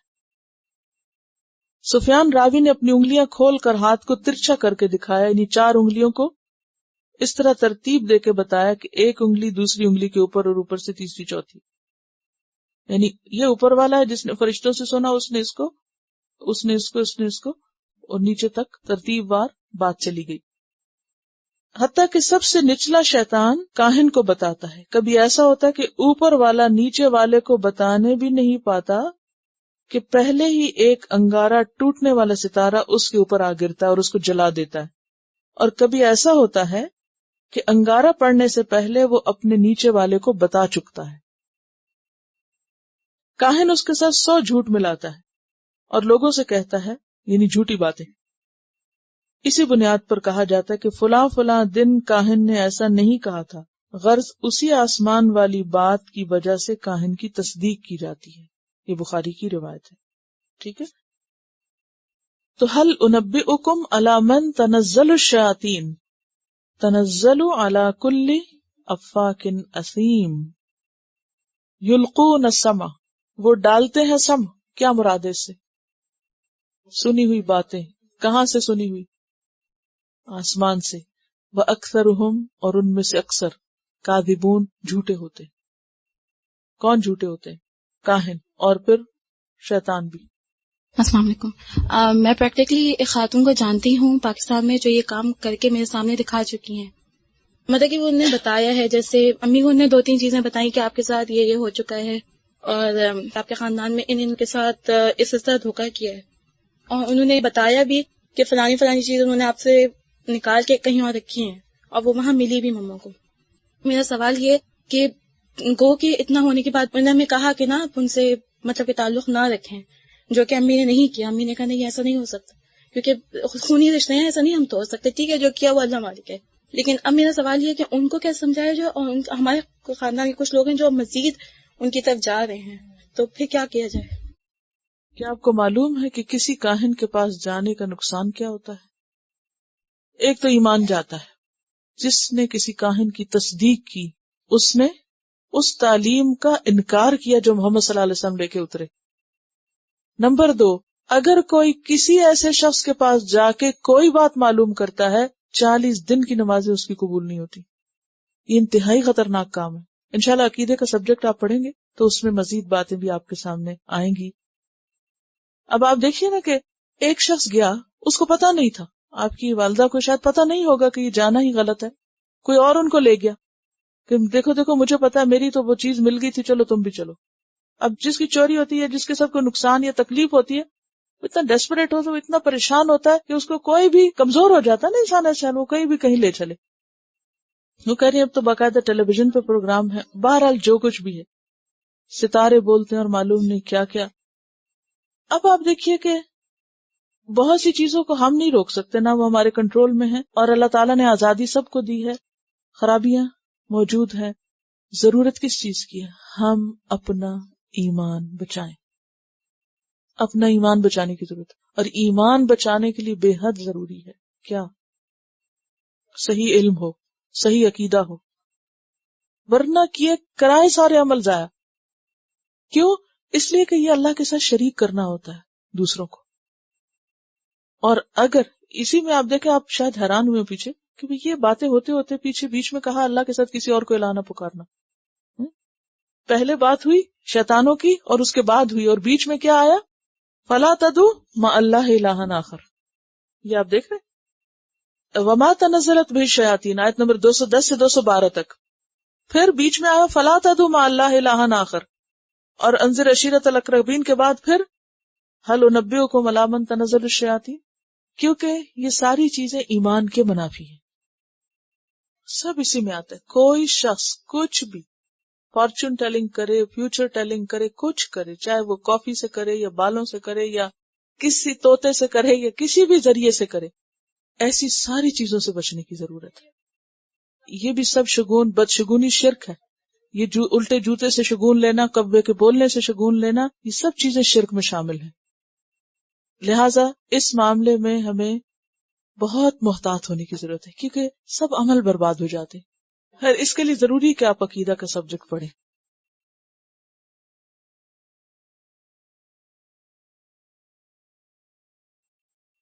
وَالشُّعَرَاءُ يَتَّبِعُهُمُ الْغَاوُونَ، اور جہاں تک شعراء کا تعلق ہے، اصل میں عرب کے معاشرے میں کاہنوں کا بہت کاروبار اونچا تھا، اور لوگ ان کو بہت مانتے تھے، اور آج کے دور جاہلیت میں بھی یہی ہے.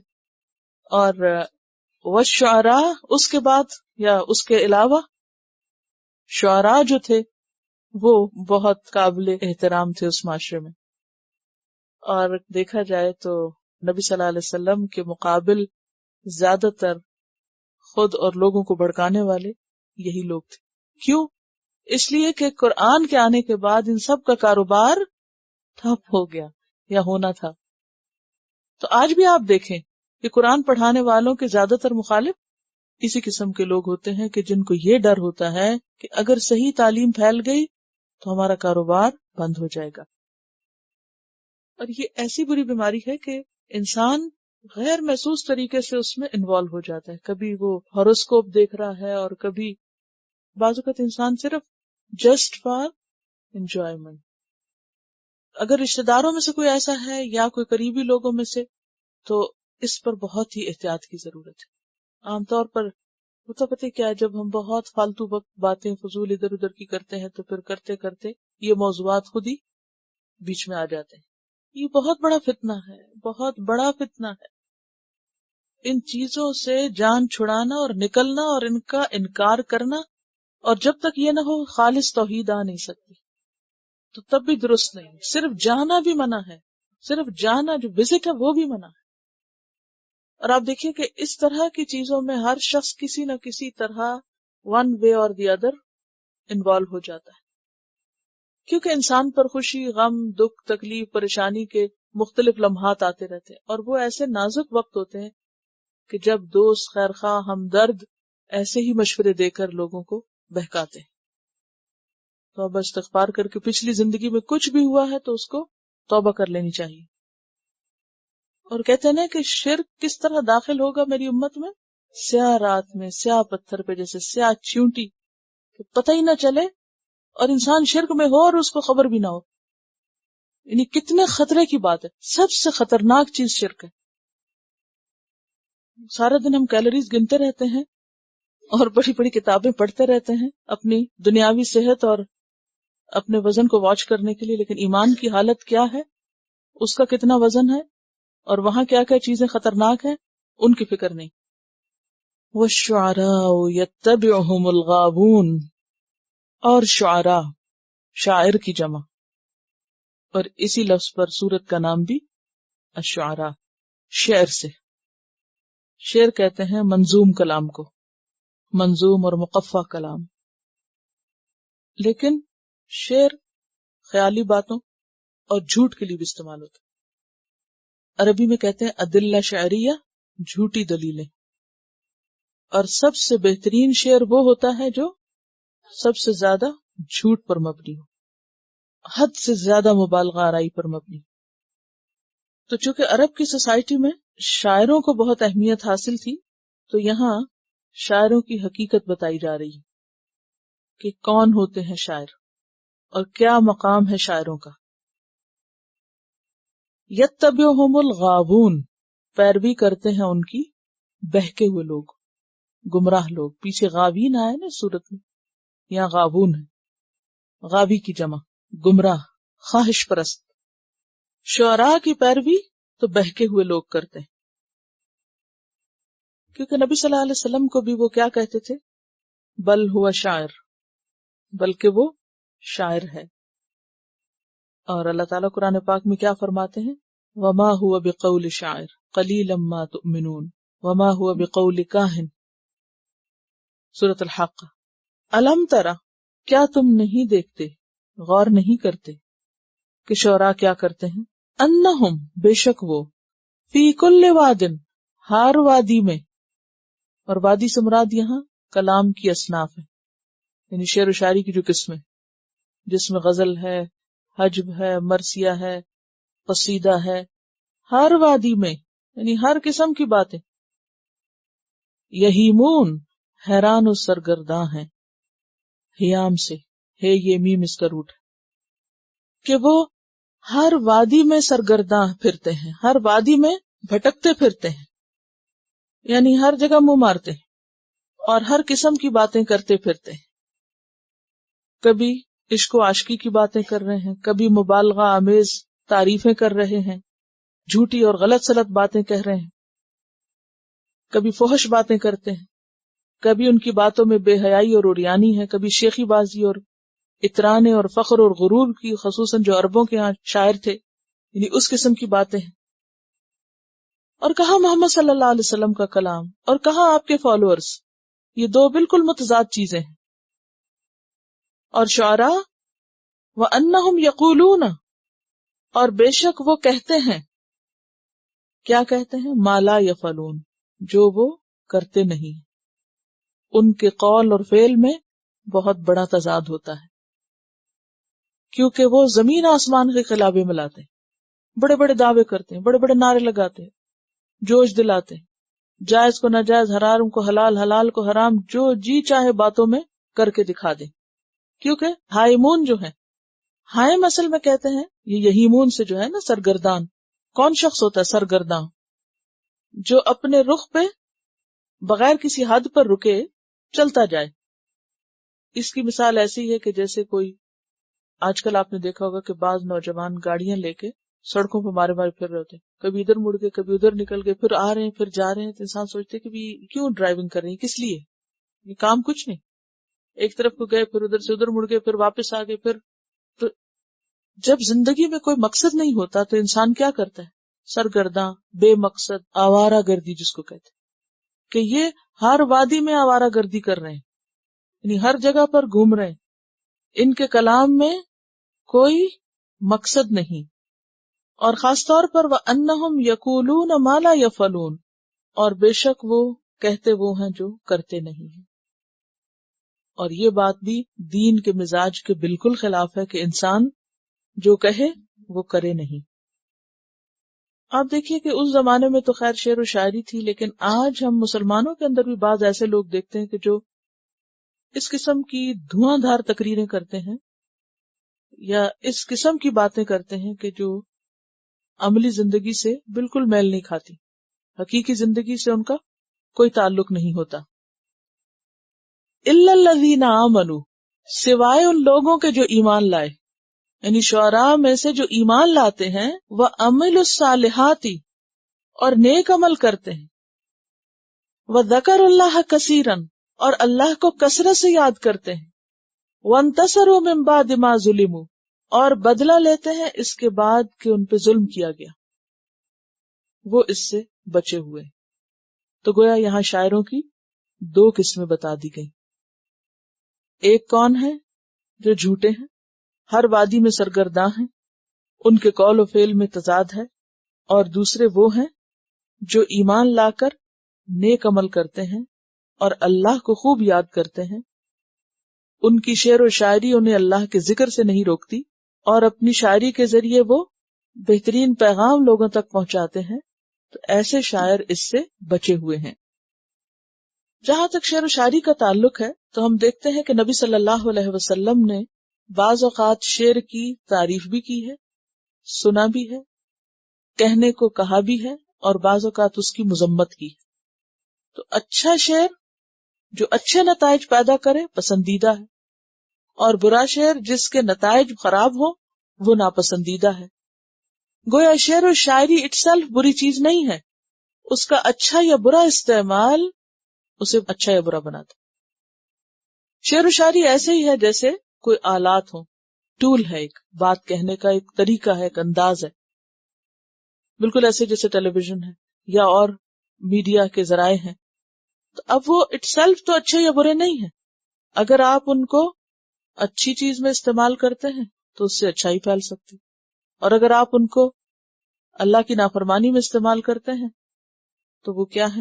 انسان کے لیے نقصان دہ ہے، اس سے برائی پھیلتی.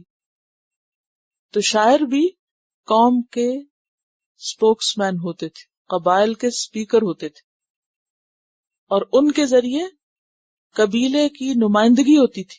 وہ ایک طرح سے قبیلے کے ریپرزینٹیٹیو ہوتے تھے، ان کے ذریعے باتیں دوسروں تک پہنچائی جاتی تھی. تو ہم دیکھتے ہیں کہ آپ صلی اللہ علیہ وسلم نے شعر کے بارے میں ایک مرتبہ فرمایا، حسن الشعر کحسن الکلام قبیحہ کقبیح الکلام، کہ شعر کا حسن کلام کے حسن کی طرح، اور اس کی قباحت قبیح کلام کی طرح. یعنی اگر اچھا معنی ہے تو اچھا شعر، اور برا ہے تو برا. ایک اور موقع پہ فرمایا ان من الشعر لحکمہ، کہ شعروں میں سے بعض شعر کس پہ مبنی ہوتے ہیں؟ حکمت پہ، بڑی دانائی کی باتیں بھی ہوتی ہیں، اچھی باتیں بھی ہوتی ہیں شعر میں.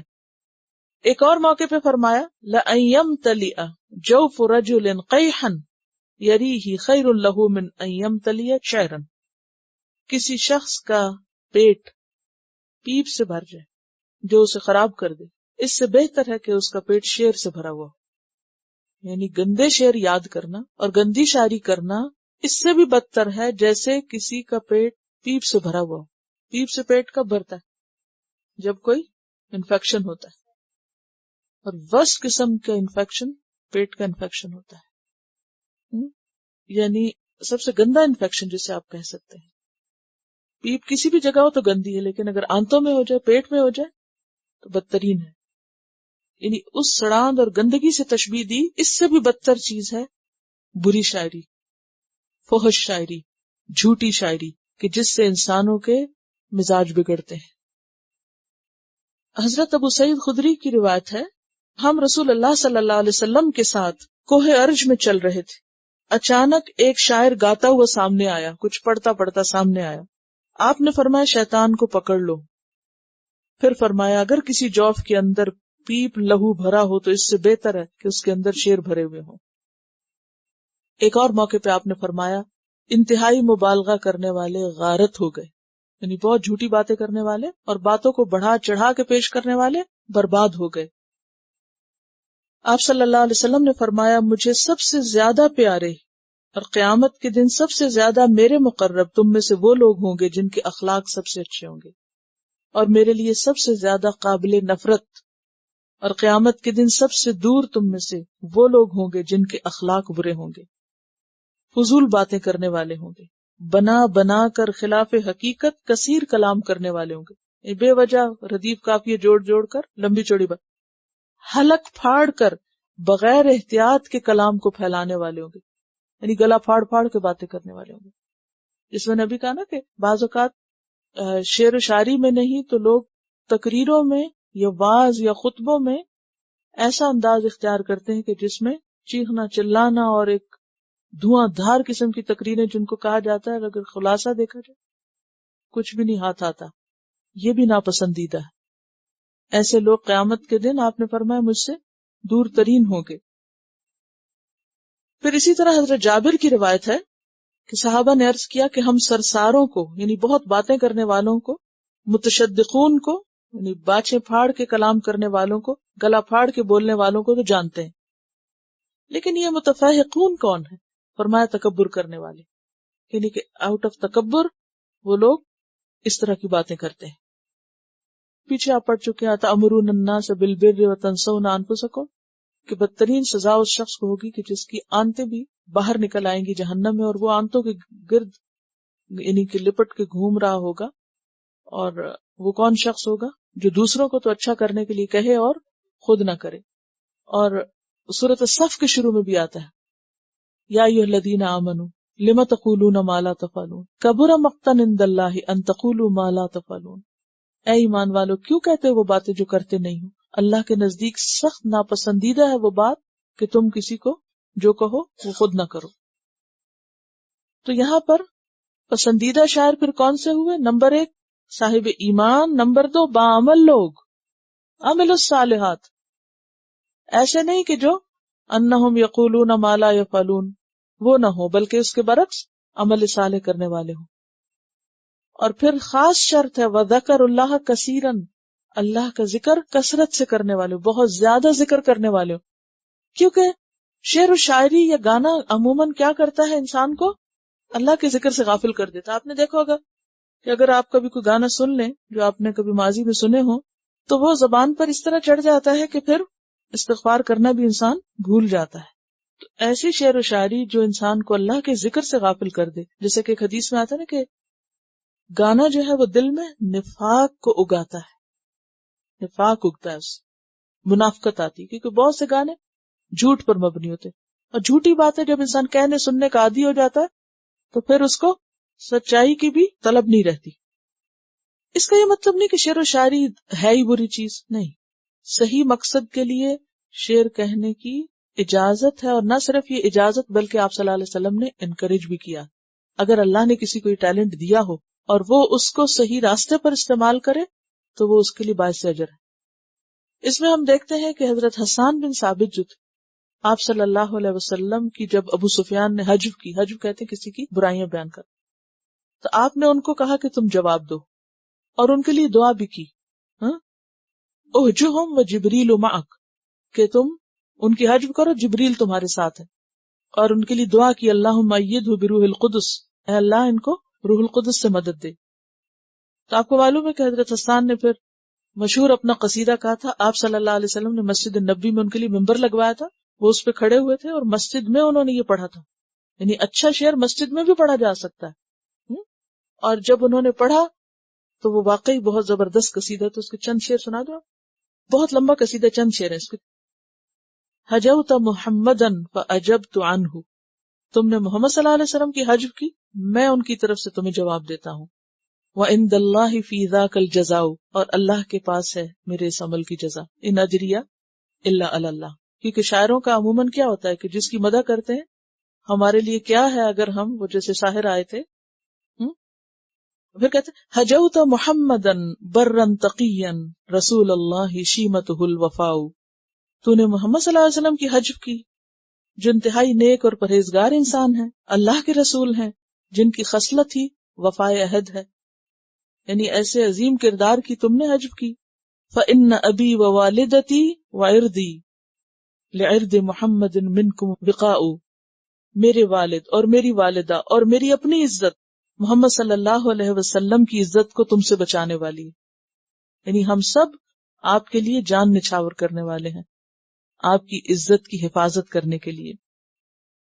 پھر کہتے ہیں اتشتمہ ولست لہ بکفء فشرکما لخیرکم الفداء، تم نے آپ کو گالی دی، یعنی محمد صلی اللہ علیہ وسلم کو تم نے گالی دی، تم تو ان کے برابر کے بھی نہیں ہو، تو تم میں سے جو سب سے برا ہے وہ سب سے اچھے کے لیے فدا ہو جائے، یعنی ان کو ان کے اوپر ڈالا.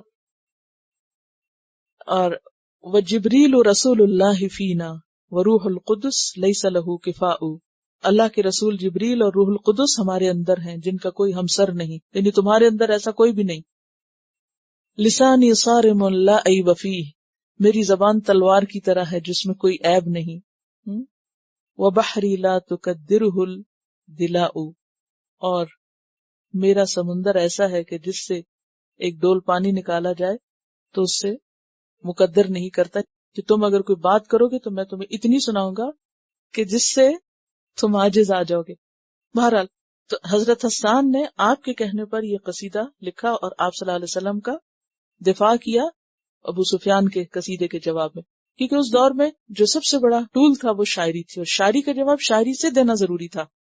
یہ اس سورت کا اہم ترین سبق ہے. پوری سورت کا جو اہم سبق ہے وہ کیا ہے کہ ہر پیغمبر نے اس دور کے سب سے اعلیٰ ترین فن کا توڑ کیا یا اس کا جواب دیا. جیسے موسیٰ علیہ السلام نے ساحری کا توڑ کیا، تو نبی صلی اللہ علیہ وسلم نے شعراء کا توڑ کیا. دین کی تبلیغ کیسے کرنی چاہیے؟ جہاز کے مقابل گدھے پہ سوار ہو کر. ہم اسی طرح کام کر رہے ہیں. اگر دشمن جہاز پر ہے تو آپ کو بھی جواباً کس پہ سوار ہونا ہوگا؟ جہاز پر. ہر دور کا ایک فتنہ ہوتا ہے. آج کا کیا ہے؟ Communication, media. اور اس وقت مسلمان اس میدان میں گدھے پہ سوار ہیں. لکھنے والے بہت کچھ لکھتے ہیں، دین کے لیے نہیں لکھتے. بولنے والے بہت کچھ بولتے ہیں، دین کے لیے نہیں بولتے. گانے والے بہت کچھ گاتے ہیں، دین کی حدود کو سامنے رکھ کر پیغام نہیں پہنچاتے. تو بات یہ ہے کہ ہر چیز کا ایک توڑ ہوتا ہے، جب تک وہ نہ کیا جائے بات نہیں بنتی. ایک دور تھا کہ جب اسلحے سے مقابلے کیے جاتے تھے، لیکن اس دور میں میڈیا اسلحے سے زیادہ دین کو نقصان دے رہا ہے. کیونکہ ایک جھوٹی بات، ایک مسلمانوں کے خلاف بات، ایک غلط قسم کی بات اللہ، رسول، دین کے خلاف کس طرح پھیلتی ہے؟ سیکنڈ سے بھی کم میں، اس تیزی کے ساتھ پھیل جاتی. اور اس کے جواب میں ہم صرف جلوس نکال دیتے ہیں. حضرت حسان کی طرح کوئی جواب دینے والا نہیں. کوئی کتاب لکھ دیتا ہے پوری اور ہم اپنے ہی بینک جلا دیتے ہیں اور اپنی ہی بسیں جلا دیتے ہیں، اور گالیاں اور فساد اور لڑائیاں اور جھگڑے اور چیخنا اور چلانا، لیکن کسی میں توفیق نہیں کہ وہ اس طرح کاٹ کرے اس بات کی جیسا کہ کرنی چاہیے. اور واقعی اس کا کچھ فائدہ بھی ہو. اور آخر میں کیا ہے، اصل میں یہ ٹاپک بہت طویل ہے لیکن ابھی اتنا ہی وقت ہے تو اتنا ہی کافی. وَسَيَعْلَمُ الَّذِينَ ظَلَمُوا، اور ان قریب جان لیں گے وہ لوگ جنہوں نے ظلم کیا. کیا جان لیں گے؟ أَيَّ مُنْقَلَبٍ يَنْقَلِبُونَ، کون سی لوٹنے کی جگہ وہ لوٹتے ہیں. منقلب کیا ہے؟ اسم ظرف، مکان بھی اور زمان بھی، یا مصدر میمی. منقلب سے مراد انجام ہے. ظالموں کو پتہ چل جائے گا کیا کہ وہ کس انجام سے دوچار ہوتے ہیں. ظلم کرنے والے اپنے انجام کو دیکھ لیں گے. واپسی تو سب کی ہے، پھر انہیں وہاں پتہ چلے گا کہ ان کو کون سی جگہ مل رہی، ان کا ٹھکانہ کیا ہے، وہ جہنم کے کس طبقے میں، کون سی جگہ ان کے لیے الاٹ کی گئی. وَسَيَعْلَمُ الْكُفَّارُ لِمَنْ عُقْبَى الدَّارِ. ہم سب کو سوچنا چاہیے کہ ہم کیا کر رہے ہیں. میں نے جتنا بھی پڑھا ہے، جیسی دعا آپ صلی اللہ علیہ وسلم نے حضرت حسان کو دی تھی، ایسی دعا کسی اور کے لیے نظر نہیں آتی کہ اے اللہ روح القدس سے اس کی تائید کر، مدد کر. آپ کو پتہ ہے کہ حضرت حسان تلوار نہیں اٹھا سکتے تھے، وہ جنگ نہیں کر سکتے تھے. ان کی صلاحیت ان کی زبان دانی تھی، کیونکہ عربوں کے ہاں بھی دو طرح کی جنگیں تھی، ایک تو فزیکلی اور دوسرے شعر و شاعری. اگر کوئی شاعر کسی دوسرے قبیلے کی حجب کر دیتا تو وہ منہ دکھانے کے قابل نہیں ہوتے تھے، اور اگر کوئی کسی کی تعریف کر دیتا تو وہ نکمے سے نکمے بھی بہت اونچے چلے جاتے تھے. ایک خاندان تھا، غریب تھا، ان کی 5 بیٹیاں تھی، شادی نہیں ہو رہی تھی. تو بیوی نے شوہر کو کہا کہ وہ آشا ایک شاعر تھا کہ وہ آ رہا ہے تو تم اس کو بلاؤ گھر پہ. بہرحال اسے بلایا، اسے کھلایا پلایا اور اس کی بہت تعریف کی اور اس سے اپنا مسئلہ بیان کیا. اس نے ایسا قصیدہ لکھا ان لڑکیوں کے حق میں کہ تھوڑے ہی دنوں میں ان سب کی شادیاں ہو گئی. یعنی میں صرف یہ مثال اس لیے یہ واقعہ سنا رہی ہوں کہ شاعر کا کیسا زبردست رول تھا، کیسا افیکٹو میڈیا تھا شعر و شاعری، کہ جس کو چاہتے وہ اٹھا دیتے، جس کو چاہتے وہ گرا دیتے. شاید آپ اس کو اس کانٹیکسٹ میں نہ سمجھ سکیں کیونکہ عربوں کا پورا ماحول اور ہسٹری آپ کے سامنے نہیں ہے، کہ وہاں پر تلوار سے بھی زیادہ تیز کاٹ تھی شعر کی. اور آج کے دور میں بھی کمیونیکیشن کے ذرائع، تحریر سے جہاد، قلم سے جہاد، زبان سے جہاد، اور وسائل اعلام جسے عربی میں اعلام میڈیا کہتے ہیں، ان کے ذریعے جہاد جو ہے بہترین جہاد ہے. اعتراضات کے جواب دینا اور شبہات کو دور کرنا میرے نزدیک وہ دوسرا مرحلہ ہے. پہلا مرحلہ کیا ہے؟ موسٹ افیکٹو طریقے سے اللہ کی بات لوگوں تک پہنچانا. جب بات پہنچ جائے گی تو اکثریت تو سچائی کو دیکھ کر حق اور باطل کا فرق پہچان جائے گی. اور پھر دوسرا مرحلہ آتا ہے کہ اعتراضات اور جو خلاف باتیں ہوتی ہیں ان کو دور کیا جائے اور دفاع کیا جائے. ہر اس شخص کے لیے جسے لکھنا آتا ہے، جسے بولنا آتا ہے، جسے شعر و شاعری آتی، وہ ان وسائل کو اللہ کے دین کے لیے استعمال کرے. حضرت حسان نے جس طرح جواب دیا تھا ان جھوٹی باتوں کا جو نبی صلی اللہ علیہ وسلم کے بارے میں کہی گئی تھی، فرمایا کہ ایسے شاعر جو ایمان لائیں، جو نیک کام کریں، اللہ کو یاد کریں اور ظلم کا بدلہ لیں، ان کے لیے شاعری کی اجازت ہے، ان کے شعر پسندیدہ ہیں. اور اس کے بارے میں آپ دیکھیں قرآن پاک میں اجازت دی گئی نا، سورہ شورى میں آتا ہے وَلَمَنِ انتَصَرَ مِن بَعْدِ ظُلْمِهِ فَأُولَٰئِكَ مَا عَلَيْهِم مِّن سَبِيلٍ لَا يُحِبُّ اللَّهُ الْجَهْرَ بِالسُّوءِ مِنَ الْقَوْلِ إِلَّا مَن ظُلِمَ. تو مظلوم کو اپنے اوپر ہونے والے ظلم کے بدلے لینے کی اجازت ہے. فَمَنِ اعْتَدَىٰ عَلَيْكُمْ فَاعْتَدُوا عَلَيْهِ بِمِثْلِ مَا اعْتَدَىٰ عَلَيْكُمْ وَإِنْ عَاقَبْتُمْ فَعَاقِبُوا بِمِثْلِ مَا عُوقِبْتُمْ بِهِ وَلَئِنْ صَبَرْتُمْ لَهُوَ خَيْرٌ لِّلصَّابِرِينَ. کیونکہ اللہ نے ہمیں جتنی بھی اعلیٰ درجے کی صلاحیتیں دی ہیں ان میں اعلیٰ ترین صلاحیت کیا ہے؟ الرحمن علم القرآن خلق الانسان علمہ البیان.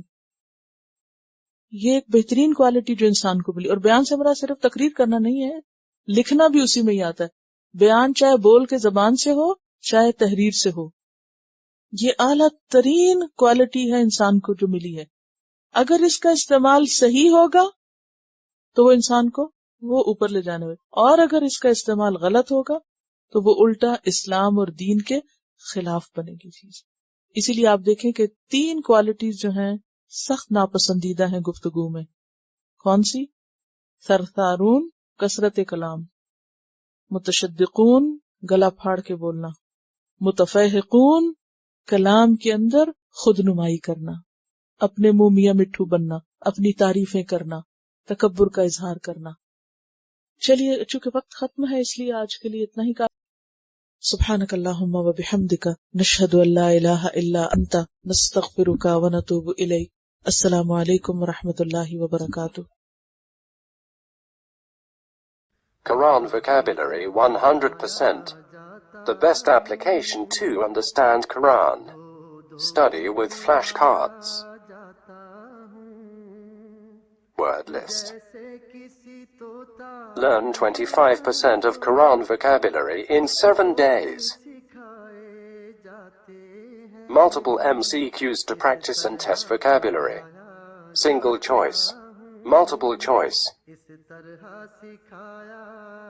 True false. Bookmark difficult words. Study wrongly answer words. Test your skills.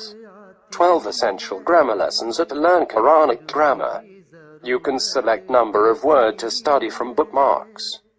Select number of times wrongly answered words for study. Test your skills with multiple choice flashcard, true false, matching words and single choice MCQs. Grammar lessons are available in PDF format. Native Quranic and Urdu fonts. Available at Google Play and Apple App Stores. Download it today to contribute in the Islamic Apps Development Project. Quran vocabulary 100% in Urdu. Visit smartappsweb.com.